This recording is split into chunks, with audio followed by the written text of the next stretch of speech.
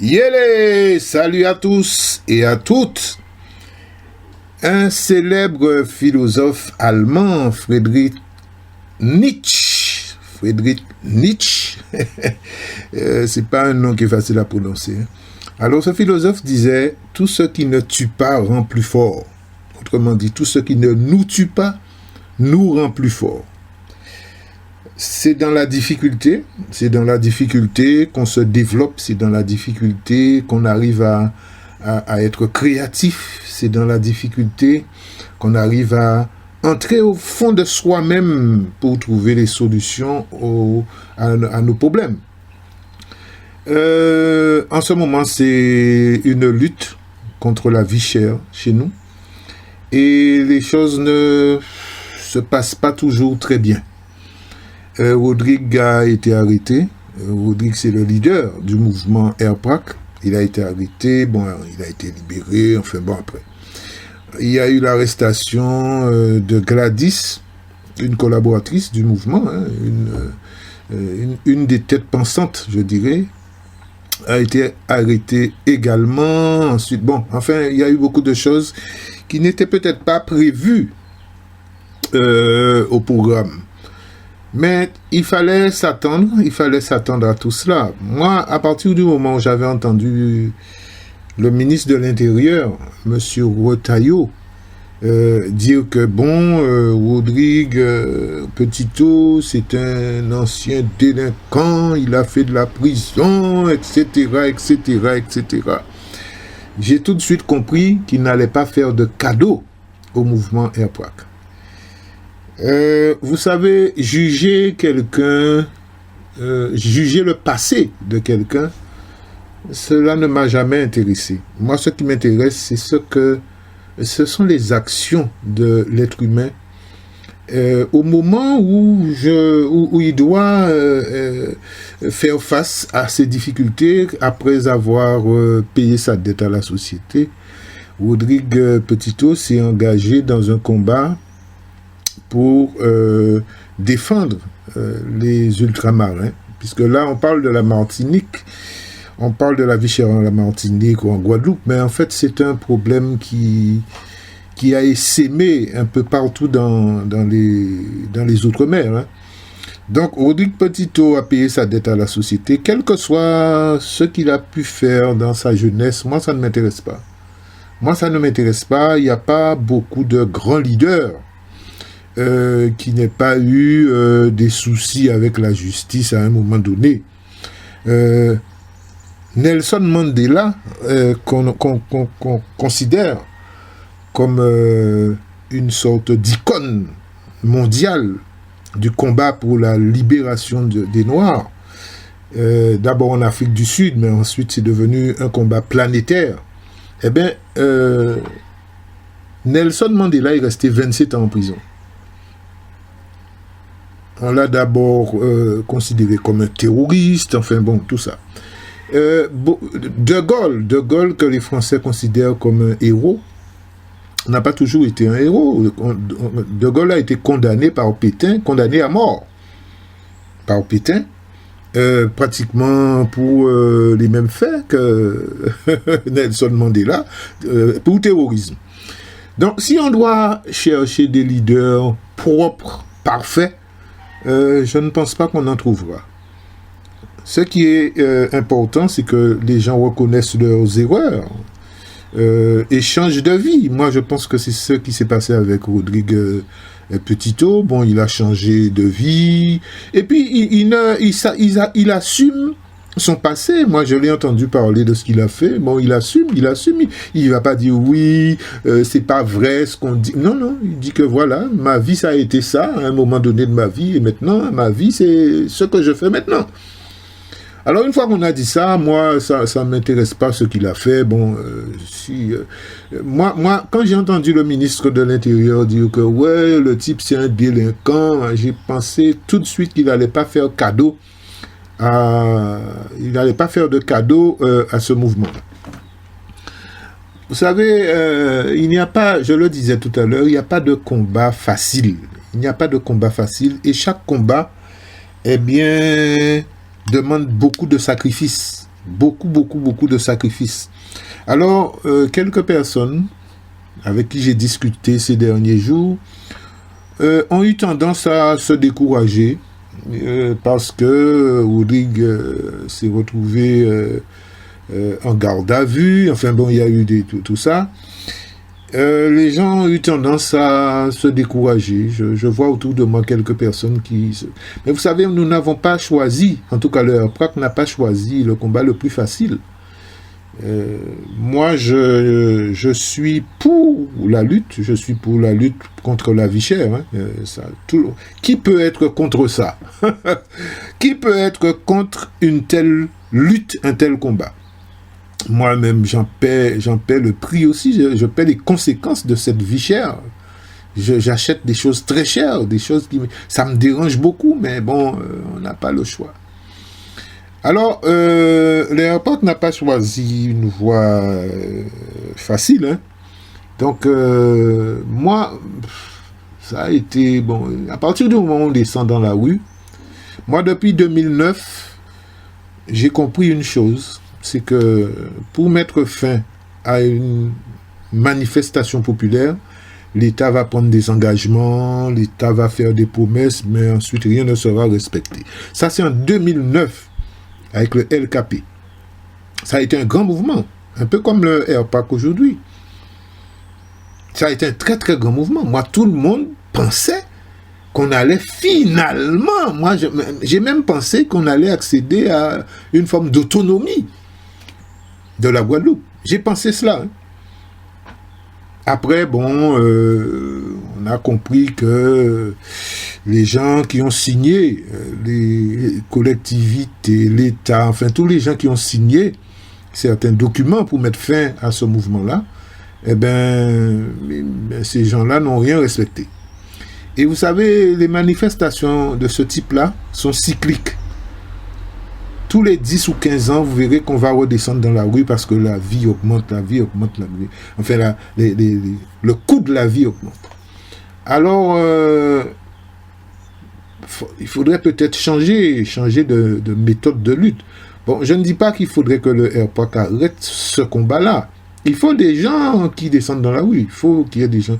Mais moi, je persiste à croire qu'il faut, au lieu d'amener, de descendre dans les rues avec des forces de l'ordre de plus en plus violentes avec les manifestants, moi je pense qu'il vaut mieux opter pour le boycott. Moi je suis un partisan du boycott. Je suis un partisan acharné du boycott parce que je suis persuadé que descendre dans les rues tout le temps, tous les 10 ans, tous les 15 ans, ça ne... Je ne dirais pas que ça ne sert à rien. Peut-être qu'on aura quelques résultats dans l'urgence comme ça. Parce que l'État, pour mettre fin à un mouvement, l'État donne quelques garanties, mais qui ne seront jamais respectées. Vous savez, les gens qui ont le monopole de la grande distribution chez nous, eh bien, ce sont des amis du pouvoir. Hein. Ce sont des amis du pouvoir, ce sont des gens qui entrent à l'Élysée sans carte d'identité, sans passeport, sans rien. C'est quelque chose que je ne pourrai pas faire, c'est quelque chose que tu ne pourras pas faire, c'est quelque chose que nous ne pourrons pas faire. Alors quand il y a ce niveau je dirais, de complicité entre ces gens-là et le pouvoir, ce qu'on appelle le pouvoir, c'est-à-dire l'État, mais il ne faut pas quand même s'attendre à des miracles. Hein. L'État fera tout pour protéger les gens qui ont ce monopole-là sur nous, le monopole de fixer les prix qu'ils veulent. Et à partir du moment où on est en situation de monopole, on fait ce qu'on veut. On fait ce qu'on veut. Surtout si on a le soutien du pouvoir, de l'État, eh bien, on fait ce qu'on veut.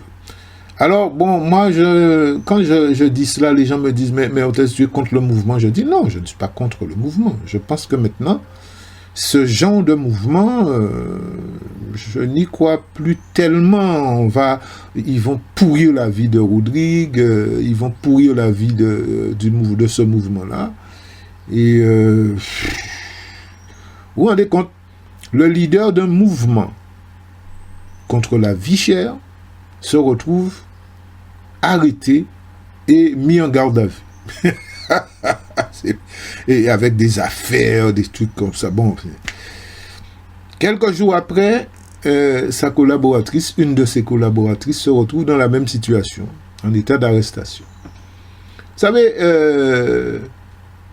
on parle de violence légitime de l'État. Ça veut dire beaucoup de choses. Ça veut dire que l'État estime être en droit d'exercer une violence légitime. Ça veut dire qu'il y a droit, il est dans son droit d'exercer cette violence-là. Ça veut dire que tu ne gagneras jamais. Tu ne gagneras jamais, toi qui descends dans la rue, tu ne gagneras jamais. Alors, il ne faut pas baisser les bras. Moi, je crois au boycott. Honnêtement, je crois au boycott.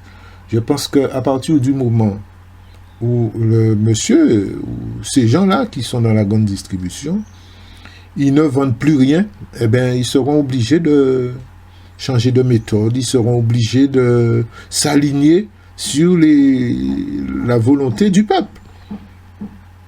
À partir du moment où ils ne vendent plus, nous n'achetons plus, nous boycottons, nous n'achetons plus. Alors, l'avantage du boycott, c'est que les gens ne se prennent pas des coups de matraque, les gens ne se retrouvent pas en garde à vue, les gens ne sont pas persécutés, les gens ne se retrouvent pas dans des problèmes insolubles à cause de leur participation à telle ou telle manifestation populaire. Vous savez, dans les années 1950, je crois que c'est en 1955, aux États-Unis, il y a une femme qui est décédée aujourd'hui, qui s'appelait Rosa Parks. En pleine période de ségrégation aux États-Unis, il y avait plein de problèmes. Les Noirs avaient beaucoup de problèmes aux États-Unis. Aujourd'hui encore, les Noirs ont beaucoup de problèmes. Mais à l'époque, c'était encore pire qu'aujourd'hui. Dans un bus, les Noirs avaient le droit de laisser les places qu'il y avait à l'avant du bus, laisser ces places-là aux Blancs. Et les Noirs devaient se mettre derrière et se lever même pour céder leur place aux Blancs. Le Blanc avait priorité pour avoir telle ou telle place. Le Noir devait se lever et aller se mettre à l'arrière. S'il trouvait une place, il s'asseyait. Eh bien, Rosa Parks, c'était une militante de ce qu'on appelait à l'époque la NAACP. NAACP, c'est... comment on va traduire ça par une association des droits civiques, je dirais. Mais plus précisément, ça voulait dire association nationale, si on doit traduire mot à mot, association nationale pour l'avancement des Noirs. Voilà. Association nationale pour l'avancement des Noirs. Colored people. Le CP à la fin, ça veut dire colored people, ça veut dire les Noirs. C'était une époque où les Noirs étaient discriminés dans tout. C'était la ségrégation, on était ségrégés. Il y avait des toilettes pour les Noirs. Et dans le bus C3, c'était exactement la même chose. Il y avait des places réservées aux Blancs à l'avant et les Noirs, c'était à l'arrière. Un peu comme si on mettait les animaux à l'arrière d'une camionnette, quoi. Eh bien, qu'a fait cette association NAACP, retenez bien ce nom-là. Eh bien, ils ont ordonné le boycott du transport, du transport en commun. C'était dans l'Alabama, je crois, ouais. Ils ont ordonné le boycott du transport. Alors, comme les Noirs représentaient à peu près 70% de la clientèle de ces bus-là, alors, bon, ça posait un problème. Et c'est une grève qui a duré très longtemps. Je dis une grève, en fait, c'est un boycott. C'est un mouvement qui a duré plus d'un an. Oui, plus d'un an. C'était en 1955. Et c'est cet événement-là qui a déclenché de façon globale, eh bien, la lutte pour les droits civiques aux États-Unis. C'est avec ça que, puisqu'après, il y a eu Martin Luther King qui a pris la direction de ce mouvement-là. Il y a eu beaucoup d'évolutions après. Hein. Bon, il faudrait peut-être faire une émission uniquement sur cela. Mais je prends l'exemple de ce boycott-là. Alors, chose importante, eh bien, après plus d'un an de boycott, eh bien, les bus, eh bien, la politique a changé dans les bus. Les Noirs avaient le droit de s'asseoir où ils voulaient. Ça s'est démocratisé. Il n'y avait plus de ségrégation dans les bus. Et puis, beaucoup de choses ont évolué après. Hein. Il y a eu les Noirs ont obtenu beaucoup d'acquis, beaucoup d'avantages. Et beaucoup de droits, surtout. Puis, les Noirs n'avaient pas de droits. Voilà. C'est pour ça qu'on parle de droits civiques. Eh bien, ça a été un boycott. Ben, ça ne veut pas dire que les Noirs n'avaient pas de difficultés quand ils ont décrété ce boycott-là, mais ils se sont organisés. Mais en tout cas, ils ne prenaient pas le bus. Si vous avez une société de transport et que ça fait 1 an que 70% si vous avez un bus, ouais, bon, disons, vous avez un bus, vous avez une compagnie de bus, et pendant 1 an, 70% de vos clients ont décidé de vous boycotter. Pendant 1 an, hein, plus d'1 an. Eh bien, vous avez une perte de chiffre d'affaires.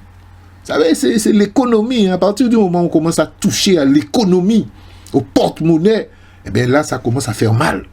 Ah oui, ça commence à faire mal. Quand on descend dans les rues, bon, on prend des coups de matraque, bon, l'État a réglé le problème, les propriétaires de supermarchés, ben, ils sont contents, les gens de la grande distribution, ils sont contents, on a matraqué quelques emmerdeurs qu'il y avait dans la rue, ou dans les rues, eh bien, tout le monde est content, en tout cas, du côté de l'État, du côté de ces gens-là. Mais, il y a des blessures physiques, il y a des blessures psychologiques à partir du moment où on te met en garde à vue, on te met en prison. Eh bien, ça laisse quand même des traces. Hein. Psychologiquement, ça laisse des traces. Et justement, le pouvoir compte sur ces traces-là pour calmer un peu l'ardeur des manifestants. Là. Alors moi, c'est vrai que c'est un mouvement qui est populaire. Hein. Je n'en disconviens pas. Je vois les images. Le problème aussi des manifestations de ce type-là, c'est que il y a quelques casseurs qui vont entrer dans la danse aussi, des gens qui incendient les maisons, les magasins, les voitures. Ce ne sont pas les manifestants qui font ça. Ce ne sont pas les manifestants, c'est ce qu'on appelle les casseurs. Et dans tous les mouvements, il y aura toujours des casseurs. Il y aura des casseurs. Ça veut dire qu'il y a des gens qui vont profiter de cette occasion-là pour aller vandaliser, pour aller voler, pour aller faire... Bon, ça, on ne peut pas... Maintenant, faire passer les manifestants pour des casseurs, pour ceux qui ont détruit, pour des incendiaires, etc., je pense que ce n'est pas très honnête intellectuellement. Les gens savent très bien que ce ne sont pas les manifestants, parce que les manifestants, au moment où on brûle ces magasins-là, les voitures et tout ça, ben les manifestants, les leaders sont à un point précis. Ils ne sont pas dans les magasins en train de piller, hein, je ne crois pas. Alors, moi, c'est... Mon point de vue, c'est le boycott. Le jour où nous déciderons d'un véritable boycott, eh bien, je serai parmi les premiers à y participer. Ah oui, je serai les premiers. Vous savez, c'est pas facile de ne pas aller travailler pour aller manifester pendant des jours et des jours. Hein. On est perdant au niveau boulot. Moi, je trouve qu'il n'y a que des inconvénients là-dedans. Il n'y a que des inconvénients. Dans un boycott, eh bien, on n'achète pas. Et le type perd de l'argent, il perd des millions et des millions et des... Pendant plusieurs jours comme ça, il perd de l'argent. Ça fait mal. Mais quand on brûle son magasin, le type, il a des assurances. On brûle son magasin, je ne dis pas, je répète que ce ne sont pas les manifestants qui brûlent quelques magasins que ce soit. Hein. Mais en tout cas, on met ça sur le dos des manifestants.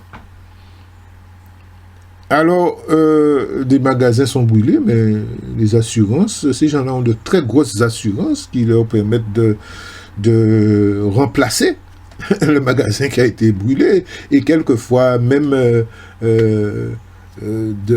en mieux. Ben oui, en mieux. Écoutez, si les assurances payent la reconstruction du magasin, du bâtiment, eh bien, les gens n'ont pas forcément le même plan architectural pour le magasin. Deuxième point important. Le premier point, moi je dis le boycott, c'est mieux que les manifestations. Il n'y a que des avantages dans le boycott.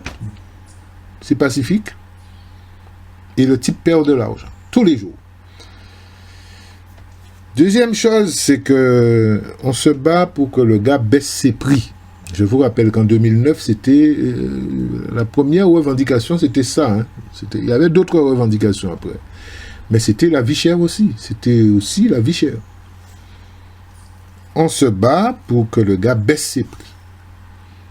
Il augmente ses prix de 300%, de 400%, de 500%. Et ensuite, il dit, voilà, pour calmer les choses, je vais baisser de 20%. Baisser les prix de 20%. C'est un marché de dupes. Mais il a augmenté de 200, 300, 400%, et puis il vous dit, voilà, je vous fais 20%. Le dindon, c'est toujours celui qui croit qu'on lui a fait effectivement un rabais. On lui a accordé une sorte de discount de 20%. Une réduction de 20%. Mais en fait, c'est une arnaque. C'est une escroquerie.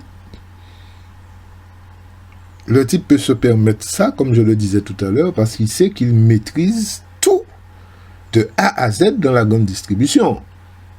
Il maîtrise tout, de A à Z.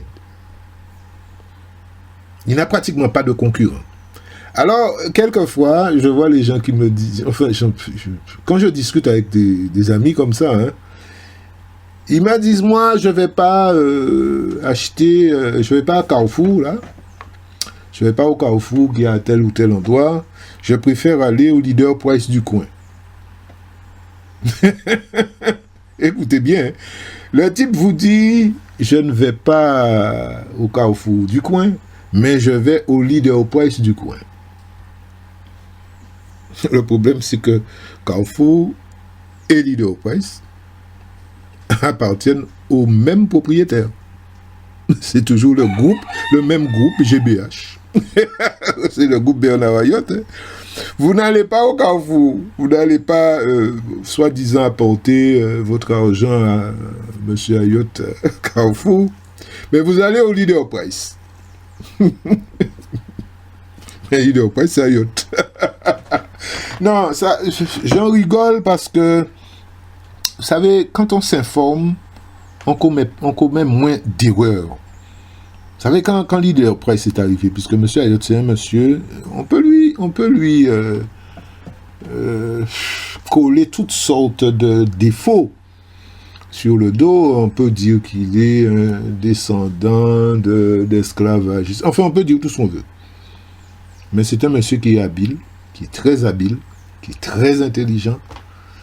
Quand il a compris qu'il fallait prendre l'argent de ceux qui ont peu d'argent, eh bien, il a créé aussi une chaîne de petits commerces un peu du genre Leader Price comme ça. Vival, Casino, des choses comme ça. Mais tout ça, c'est Ayotte. Donc, vous croyez que, bon, puisque vous n'avez pas de gros moyens, vous n'irez pas chez Carrefour, au carrefour du coin, comme je viens de dire. Vous pensez que votre peu de moyens vous oblige à aller à Leader Price, mais Leader Price, eh bien, au final, l'argent va dans les caisses de monsieur Ayotte, toujours. Je disais que quand on n'est pas informé, on ne sait pas. Et puis un peuple se construit. Un peuple se construit. Un peuple se construit. Un peuple doit apprendre à ces choses-là. Hein, apprendre ce qu'on appelle la politique. Tout ça, c'est de la politique. Tout ça, c'est de la politique. C'est chercher son bien-être. Le bien-être de sa communauté à tout prix. Tout ça, c'est de la politique. Ce sont des choix politiques. Mais si on n'a pas les informations qu'il faut, eh bien, on croit que, bon, tel magasin, c'est pour les pauvres et tel autre magasin, c'est pour les riches, mais en fait, c'est le même propriétaire. Voilà. Un pays se construit, les Antilles, la Martinique, enfin, la Guadeloupe, toutes ces sociétés, je dirais, post-esclavagistes, il y en a après l'esclavage, eh bien, ce sont des sociétés qui sont jeunes. Ce sont des sociétés qui sont jeunes, qui sont en construction. Vous savez, quand l'esclavage, c'était en 1848, mais de 1848 à 2024, ça fait même pas encore 200 ans. Ça fait pas encore 200 ans, là. À moins que je ne sache plus compter, mais il me semble que ça fait pas encore 1848, 24, non, ça fait pas de siècle. Ça fait pas 200 ans, ça fait pas 2 siècles. Donc ça veut dire que ce sont des sociétés qui sont jeunes. La France, la Révolution française a eu lieu en 1789. Vous savez, quand il y a une révolution dans un pays, c'est une orientation qu'on donne au pays. Une révolution, c'est une rupture. On rompt avec les vieilles habitudes, la vieille politique, et enfin, tout ce qui n'était pas, qu'on considérait comme mauvais dans une société. On fait une révolution et on repart à zéro. On réinitialise la société. Une révolution, c'est une réinitialisation. Les gens qui connaissent, qui maîtrisent bien l'informatique savent bien ce que ça veut dire, qu'on réinitialise. C'est un formatage. Formater, c'est effacer ce qu'il y a sur un disque dur pour introduire de nouvelles données. Eh bien, une révolution, c'est ça. C'est une rectification de l'histoire. Une rectification. Eh bien, la France a eu sa révolution en 1789. C'est pas très vieux non plus. Hein. C'est pas très vieux. 1789, on a eu une première abolition en 1794. Je parle d'abolition de l'esclavage. Ensuite, la deuxième abolition, parce que monsieur Napoléon Bonaparte avait rétabli l'esclavage en 1802. Il y a eu la deuxième abolition en 1789. Vous voyez tout ce qu'il y a eu dans l'histoire française. Hein? Oui, une première abolition dans le cadre de la Révolution française et tout ça. Et après, il y a eu une deuxième abolition. Et une société se construit comme ça. Vous savez, avec des strates historiques comme ça. Sociologiques et historiques comme ça. Il y a des choses qui se rajoutent, et on finit par construire une société. Les États-Unis, c'est l'indépendance des États-Unis, je crois que c'est en 1776. 1776. Mais les États-Unis continuent à inventer, à se réinventer tous les jours. Donc nous sommes une jeune société par rapport à ces sociétés-là qui datent de très longtemps. On disait que la France c'est un vieux pays par rapport aux États-Unis, puisque la France n'a pas commencé à exister en 1789. L'histoire de la France est beaucoup, beaucoup, beaucoup plus ancienne que ça. Ça remonte aux Gaulois. C'est vieux, ça. Eh bien, nous devons, nous aussi, prendre le temps de nous construire. Dans certains cas, nous reconstruire. Parce qu'il faut éviter les erreurs qu'on a commises autrefois. Donc, nous sommes une société jeune.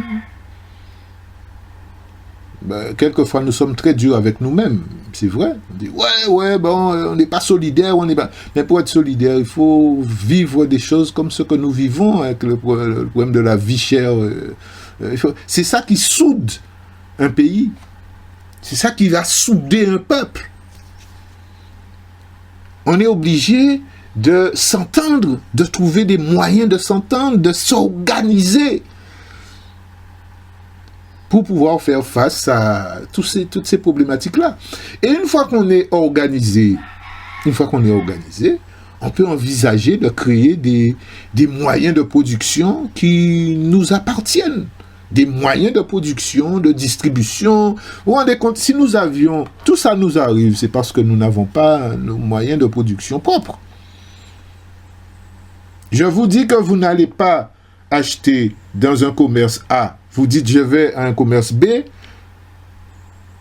Eh bien, vous vous rendez compte que le commerce B appartient aussi au même propriétaire que celui du commerce A.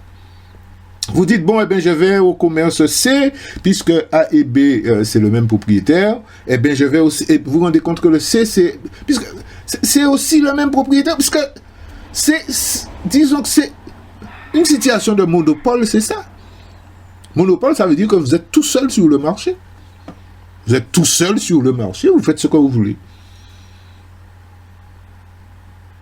Si nous avions nos propres moyens de production, nous savions produire, eh bien, nous ne serions pas dans cette situation-là. Nous ne serions pas dans cette situation-là aujourd'hui. Il y a un nouveau phénomène qui se développe aux États-Unis depuis pas mal de temps. C'est le principe buying black. C'est-à-dire que les Noirs vont acheter que chez les commerçants noirs. Mais c'est un phénomène qui prend de l'ampleur. Parce qu'ils ont fait le même constat qu'il faut qu'ils aient leurs propres circuits commerciaux, différents circuits dans des domaines différents et tout ça, mais il faut que ce soit les nôtres. Il faut que nous maîtrisions ça.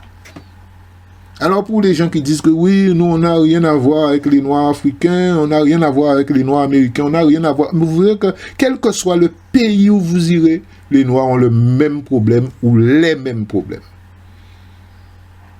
Puisque nous ne sommes pas organisés. Nous ne sommes pas organisés, nous sommes le souffre-douleur de tout le monde sur cette planète-là. Un souffre-douleur, ça veut dire que c'est sur toi qu'on tape tout le temps. C'est toi qui payes tout le temps. C'est toi qui prends des coups tout le temps. C'est toi qui es victime d'injustice tout le temps. Et bien c'est ça, nous les Noirs, c'est ça. Vous allez dans n'importe quel pays, les Noirs ont le même problème.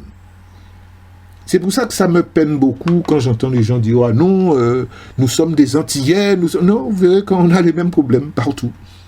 Vous direz aux États-Unis, il y a beaucoup d'Antillais qui ont déjà eu de gros problèmes aux États-Unis. Du fait de la couleur de leur peau, parce que, bon, la police ne traite pas, dans un contrôle de police, on ne traite pas le conducteur noir et le conducteur blanc de la même manière.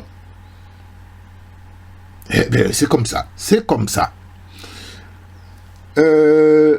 Les Noirs, en général, antillais, les afro-descendants, vous disent, ouais, nous, on n'a rien à voir avec l'Afrique. Vous savez, j'ai beaucoup voyagé.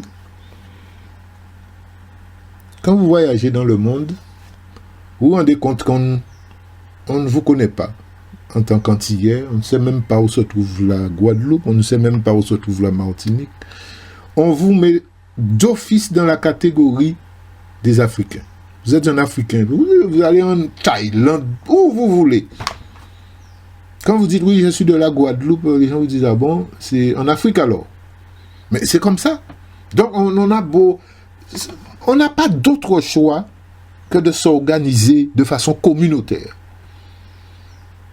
Vous savez, les Occidentaux présentent cette façon de faire comme étant du communautarisme, c'est pas bon. Mais ils font que ça. Ce qu'on appelle l'Occident, c'est un gros communautarisme. Les Occidentaux ont créé leurs propres institutions, l'ONU, le FMI, tout ça. Mais c'est leur truc à eux, c'est leur jouet. Maintenant, c'est à nous de... Vous savez, moi, je ne sais pas pourquoi nous croyons que chaque noir, dans chaque pays, les noirs viennent d'ailleurs. Je parle des origines. Hein. Les gens viennent du ciel, les gens viennent de la planète Mars. Non, non. Tous les descendants de noirs, depuis où ils ont coulé noir, à partir du moment où tu as une peau noire, tes ancêtres viennent d'Afrique. C'est comme ça. Maintenant, on peut nier, on peut passer notre temps à essayer de dire qu'on va se débrouiller tout seul dans notre petit coin. On va essayer de se développer tout seul. Nous n'arrivons même pas à nous développer en coordination avec les îles qu'il y a à côté de nous.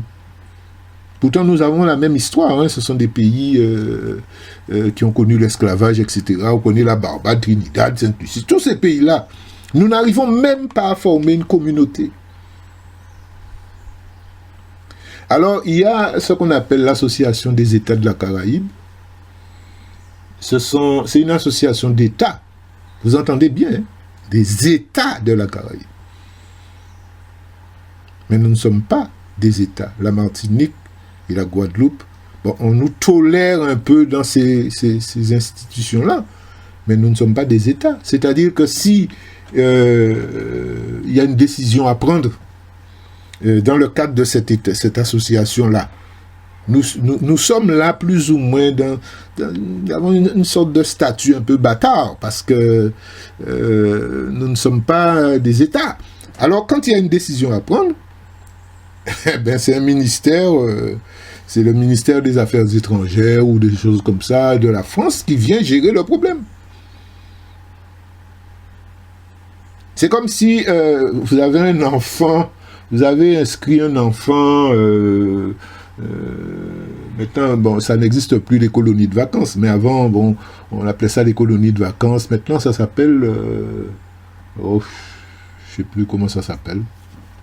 Et vous inscrivez votre enfant là-dedans, mais quand il y a un problème, c'est le parent qui vient gérer le problème, c'est pas l'enfant.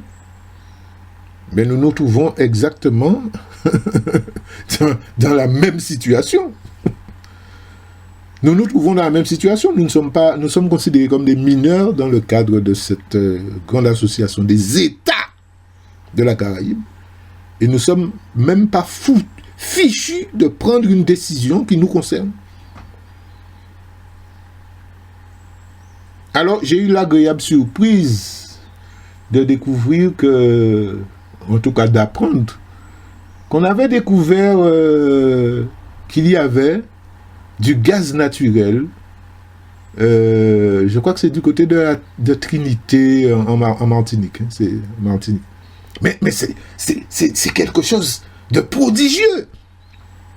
C'est prodigieux, ça. La Martinique peut devenir riche du jour au lendemain. Mais riche, avec ça là, le gaz naturel qu'on a découvert. Vous savez, ce que Poutine vendait aux Européens, et puis ils ont choisi de boycotter la Russie, et maintenant ils achètent le même gaz, le même gaz russe. Ils l'achètent aux mains des Indiens, enfin, etc. Parce qu'on ne peut pas... ça coûte très cher, ça. Hein. Quand on sait exploiter ces choses-là, ça a fait la richesse de la Russie. Il n'y a pas que le gaz, hein. La Russie a de l'or, du pétrole, enfin tout. Vous vous rendez compte, si la Martinique était un pays indépendant et que les Martiniquais avaient découvert cette richesse-là, sur leur territoire, mais ce serait tout de suite. Mais là, qui va en profiter? C'est pas la Martinique qui va en profiter. La Martinique, c'est un département français. Mais c'est la France qui va exploiter ce gisement-là. Ce gisement de gaz va être exploité par la France. Ils vont peut-être embaucher quelques Martiniquais, oui, peut-être. Mais ce n'est pas la Martinique, en tant qu'entité, qui va pouvoir bénéficier de quoi que ce soit là-dedans. Et c'est maintenant que la Martinique n'aura jamais son indépendance. Vous savez, la France a déjà perdu beaucoup d'influence en Afrique, beaucoup de partenaires en Afrique. Et en perdant ces partenaires-là, la France a perdu beaucoup de possibilités de s'enrichir comme elle le faisait depuis pratiquement des siècles. L'uranium du Niger, pour ne prendre que cet exemple-là, eh bien, la France ne peut plus en bénéficier. Il faut trouver de l'uranium ailleurs. C'est avec ça qu'on produit l'électricité en France et tout ça, mais on commence à avoir beaucoup de problèmes en France parce que on ne peut plus exploiter, et c'est un terme gentil que j'utilise, on ne peut plus exploiter l'uranium du Niger comme on avait l'habitude de le faire. Alors ce gaz-là qu'on a trouvé à la Martinique, je vous dis que c'est... Je ne suis même pas sûr que les Martiniquais ont déjà mesuré l'importance de cette découverte-là. Et les possibilités que ça peut ouvrir, ça peut ouvrir des portes incroyables. La Martinique peut entrer dans le concert des nations, comme vous voyez une formule un peu grandiloquente, les grandes nations, le concert des nations, en étant un pays producteur de gaz, comme la Russie. Mais la France ne va pas permettre ça. Alors, si la Martinique était un pays indépendant, vous voyez le poids que la Martinique aurait pu peser dans l'association des États de la Caraïbe. Oh là là là là là. Ben, la France va s'occuper de cette affaire-là. Je vous dis que les Martiniquais auront peut-être quelques emplois sur place, parce qu'il faudra mettre en place toute une installation pour extraire ce gaz-là. Mais je ne pense pas que les Martiniquais bénéficieront beaucoup dans cette affaire-là. Ça, du fait de son statut. Ouais. Enfin, je ne sais pas. Bon, peut-être que je n'ai pas suffisamment de données sur le statut politique de la Martinique, mais je pense que la Martinique n'est pas... Je sais que la Martinique n'est pas un pays indépendant. Ça, je le sais. Il y a peut-être un statut spécifique, etc. Mais bon, à l'arrivée, c'est la France qui va gérer ça.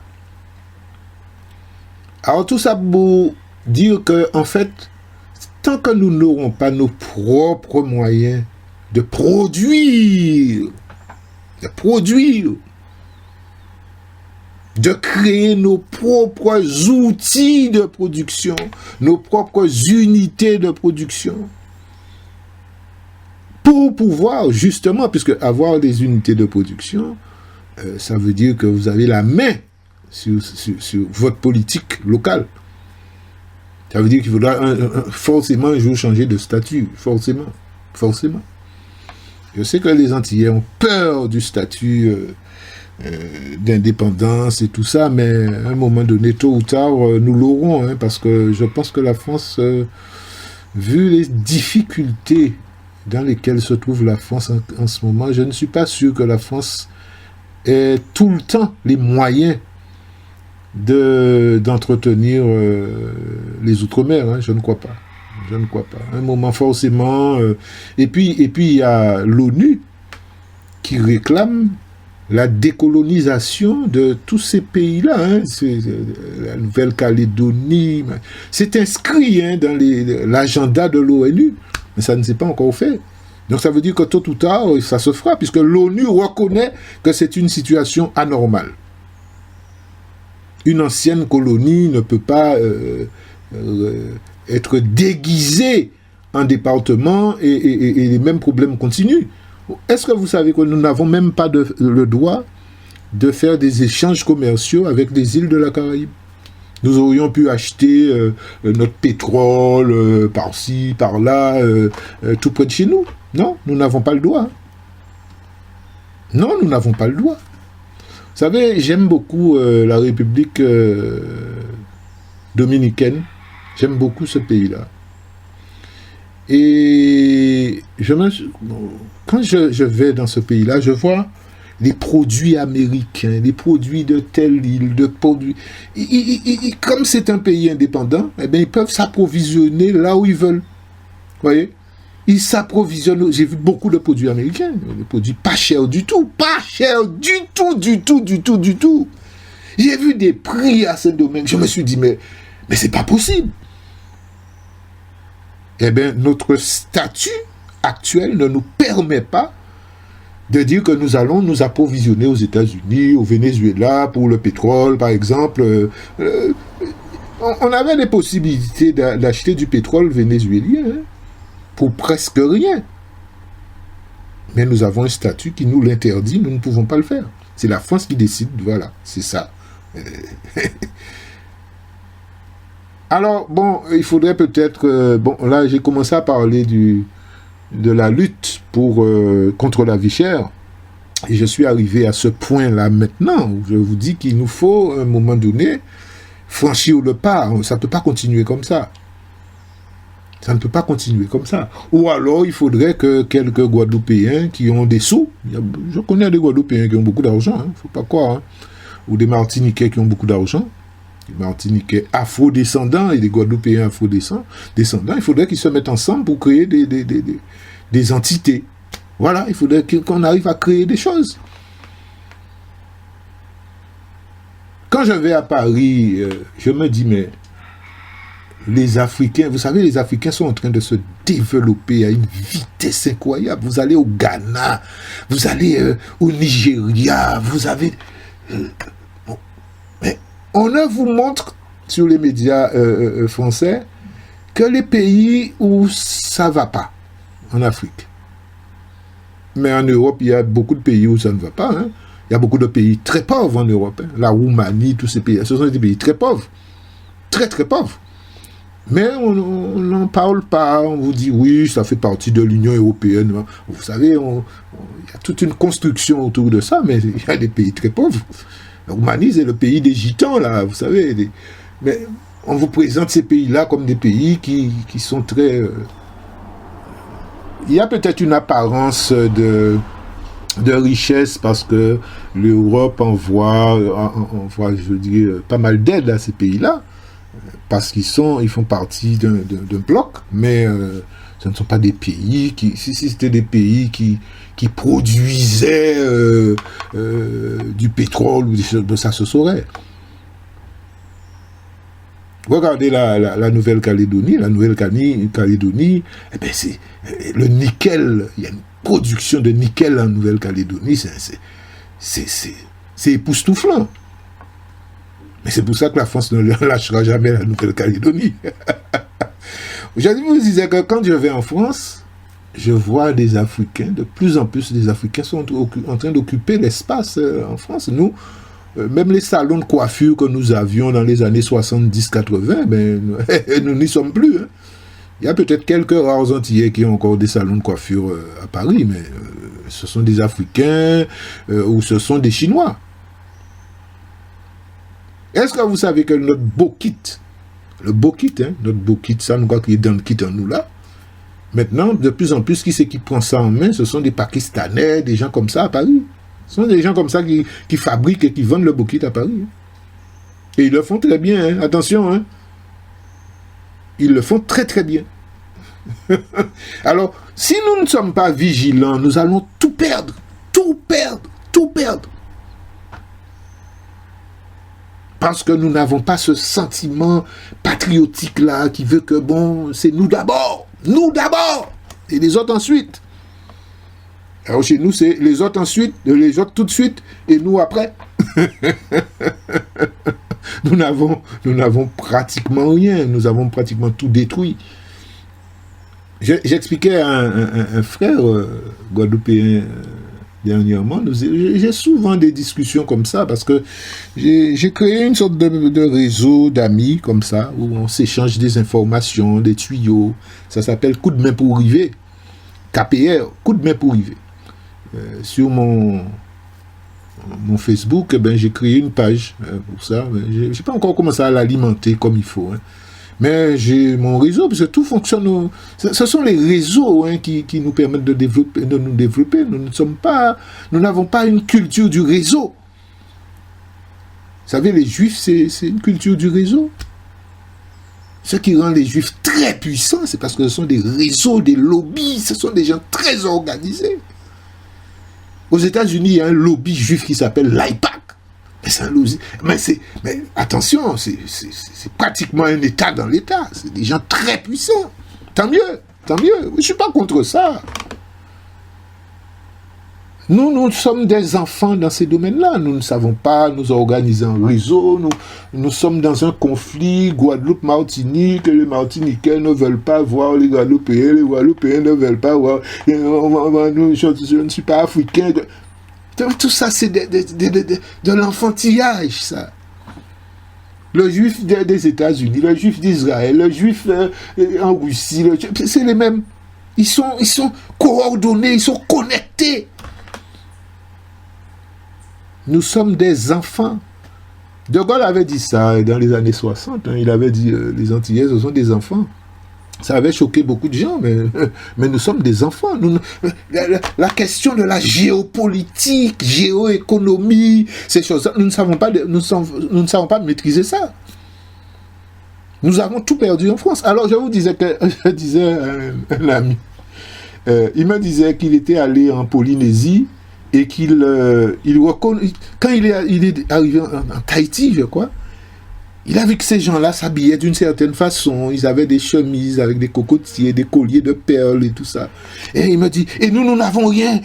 Nous n'avons même pas de tissu, de machin. Je dis, mais il y a quelques années de cela, nous avions des sortes de chemises comme ça, avec des cocotiers. J'ai eu l'occasion de porter ça. J'ai vu des gens porter ça. Des groupes de musiciens portaient souvent ces choses-là. Et puis à un moment donné, il y a eu un mouvement nationaliste très fort en Guadeloupe qui a décidé que c'était du doudouisme. Voilà. C'est doudouiste, bon, nous pas apporter ça. Ok. Ça aurait pu être vrai, puisque nous pas fabriquer tissu. Nous ne fabriquons pas de tissu. Ça venait forcément de quelque part, mais ça nous ressemblait. Je ne suis pas sûr que l'État haïtien fabrique du tissu non plus. Mais enfin, les cocotiers, tout ça, ça les représentait. C'était le symbole de leur pays. D'accord, c'est doudouiste, nous ne voulons pas. On n'en veut pas, d'accord. Mais nous produisons quel tissu? Nous ne produisons rien. Nous ne produisons pas de tissu, nous ne produisons rien. Si c'était du doudouisme, et que nous avions la possibilité de produire ce qui est à nous, je dirais banco. Vous savez, quand je suis allé au Sénégal, la première fois où j'ai mis les pieds au Sénégal, j'ai cherché à savoir d'où venaient tous ces beaux tissus-là, les tissus africains, là, ces beaux tissus que beaucoup de gens importent en Guadeloupe ou en Martinique. On me dit, mais on ne fabrique pas ça en Afrique, c'est en Allemagne. J'ai dit quoi? Oui, c'est en Allemagne que c'est fabriqué. Vous voyez? Je vous laisserai que sur cet exemple-là pour vous expliquer que le chemin que nous avons à parcourir là,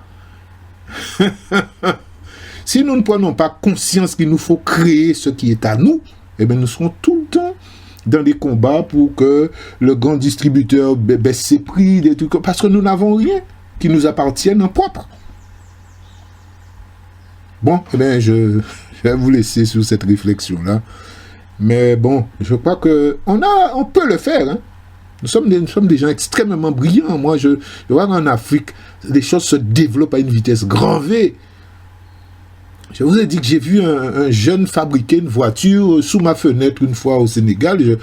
Je n'en revenais pas. Nous avons les cerveaux, hein, nous avons tout ce qu'il faut. Mais nous ne sommes pas organisés. Nous préférons être des, je sais pas, des gens qui attendent qu'on nous donne. Enfin, je ne sais pas. Mais il y a quelque chose qui ne va pas. Même à Paris, où on aurait pu briller, puisqu'on a plus de possibilités que les Africains, qui ont des problèmes de papier, de ceci. Nous sommes Français. Pourquoi nous n'arrivons pas à nous installer commercialement, en termes d'influence? Pourquoi on n'arrive pas? Quand je suis arrivé en France, à Paris, en 82, c'était la première fois que je mettais les pieds là. Alors on me fait visiter plein de choses. Quartier chinois, quartier pakistanais, quartier algérien. Je dis, mais où est le quartier antillais?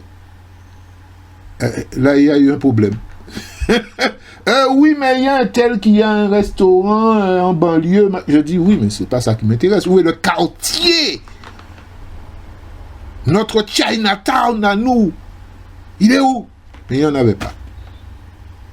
Eh bien, nous avons un chemin à parcourir, mes frères et sœurs. Le combat n'est pas facile, mais il n'est pas impossible. Il n'est pas impossible. Nous avons tout ce qu'il faut comme ingrédient pour réussir ce combat-là. Créons notre monde à nous. Pas un monde qui sera à part, où on se mélange pas. Non, non. Je parle en termes d'économie, production économique, les outils économiques. Hein? Ce sont ces choses-là. N'allons pas nous battre avec des gens pour nous faveur. Parce que là, c'est faveur, nous commander. Ouais, baisser prix. Mais on ne va pas faire ça tout le temps. On l'a fait en 2009. Bon, allez. Bonne journée à tous et à toutes.